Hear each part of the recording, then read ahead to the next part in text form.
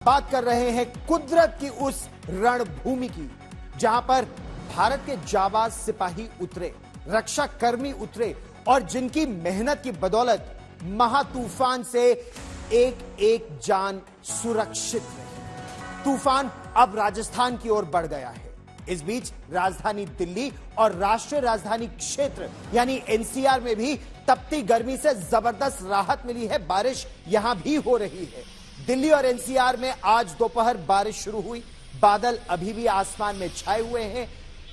सोचिए, जो 43 डिग्री तक पहुंच गया था तापमान, उससे, उस टॉर्चर से कुछ राहत जरूर मिली है।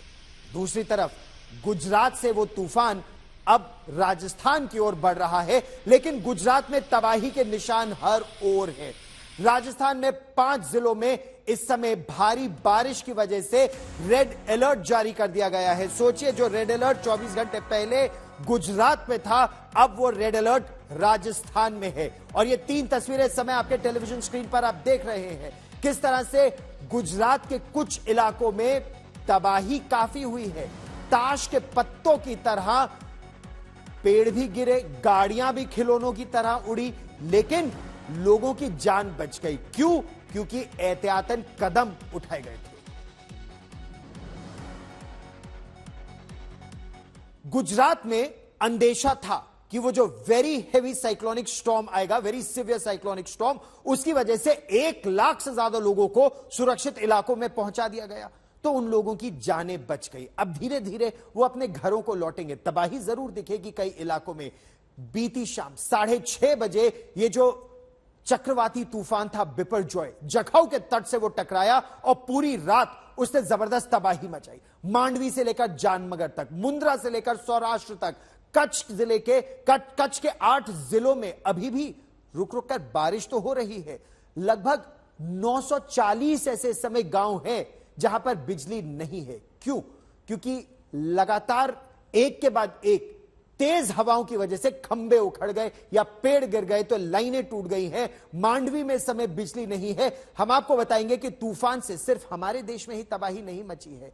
15 जून को ही हम आपको अगर अमेरिका की बात कराएं और अमेरिका लेकर चले, तो वहां टेक्सास में एक ऐसा बवंडर आया, एक ऐसा टोर्नाडो आया जिसने शहर भर को तहस नहस कर दिया। और इस कुदरती हमले में 3 लोगों की जान चली।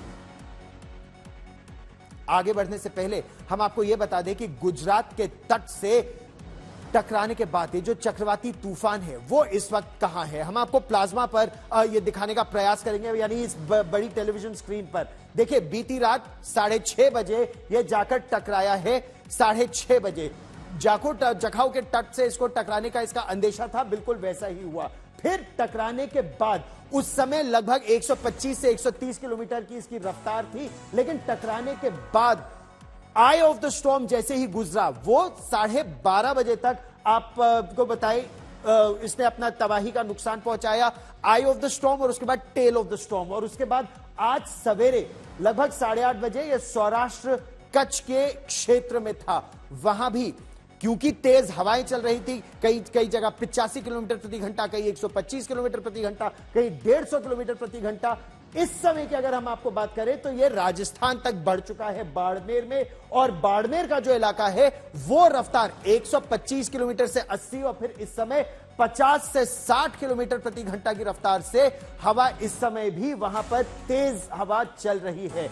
अब यह और फैलता जाएगा, लेकिन इसकी वजह से अब भारी बारिश उन इलाकों में हो रही है। चक्रवाती तूफान भले ही गुजरात को पार कर चुका है, लेकिन जाते जाते गुजरात के कई जिलों में उसने भारी तबाही मचाई है, जिससे निपटने में अभी समय लगेगा। लेकिन जब तूफान आया तो कई 100 पेड़ उखड़ गए।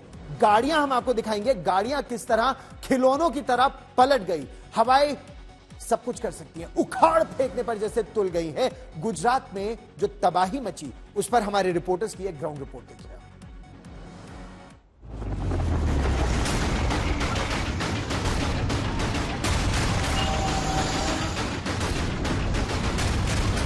चक्रवाती तूफान गुजर गया और पीछे छोड़ गया मुसीबत की मूसलाधार बारिश और आफत का सैलाब।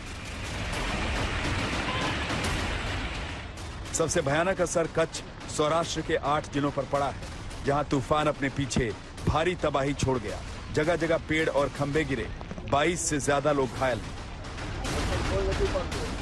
940 गांवों की बिजली गुल है, 524 से अधिक पेड़ उखड़ गए। जामनगर में धराशायी पेड़ों ने घरों को तहस नहस कर दिया, कारों को बर्बाद कर दिया। तूफान में बिजली के खंभे उखड़ गए। हवाओं की ताकत का अंदाजा लगाइए कि लोहे का पोल भी मुड़ गया। कई जगहों पर टावर ध्वस्त हुए।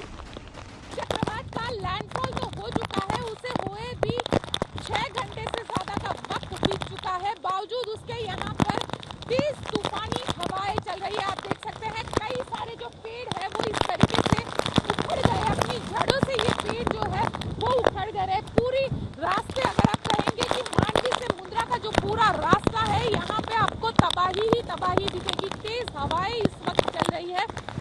तूफान ने तबाही का अलर्ट पहले ही बजा दिया था। जखौ में तूफान के टकराने से पहले केंद्रीय मंत्री पुरुषोत्तम रूपाला गुजरात के एकादश रुद्र महादेव मंदिर में दर्शन के लिए पहुंचे थे। इस दौरान चक्रवात के कारण समुद्र की लहरें उठी। ऐसी ही एक लहर ने उन्हें अपनी चपेट में लिया, लेकिन वो वहां से सुरक्षित निकल गए। कच्छ में मांडवी, नलिया, नारायण सरोवर, जाखौ, मुंद्रा, गांधीधाम और अहमदाबाद समेत पूरे राज्य में तेज बारिश ने मुसीबतें बढ़ा दी हैं। चक्रवात के टकराने के कई घंटे बाद भी 90 से 125 किलोमीटर प्रति घंटे की रफ्तार से हवा चल रही है। पूरे मांडवी में बिजली की आपूर्ति ठप है। अब इस समय जलमग्न हो चुका है और यहाँ पर आगे कुछ नहीं है।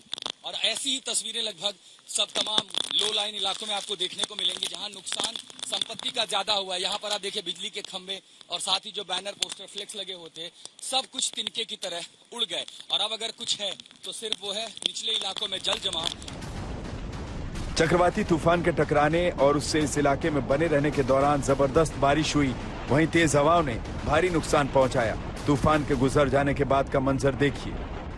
जो तूफान पिछली रात आया था, उसके बाद जो तबाही है वो भी देखी जा सकती है। आप देख सकते हैं बड़े से जो होर्डिंग्स है, लोहे की फ्रेम पे लगे हुए ये जो होर्डिंग्स है वो यहाँ पे पूरी तरीके से धराशायी हो गए हैं। आप बिजली के खंभे देख सकते हैं। करीब अगर पूरे कच्छ की बात करूँ तो 600 से ज्यादा बिजली के जो खंभे हैं उसे नुकसान पहुंचा है। कहीं गिर गए, कहीं मुड़ गए, इस तरीके के हालात सामने आए। आप देख सकते हैं एक बड़ा सा जो पेड़ है वो भी यहाँ पे धराशायी हो गया है।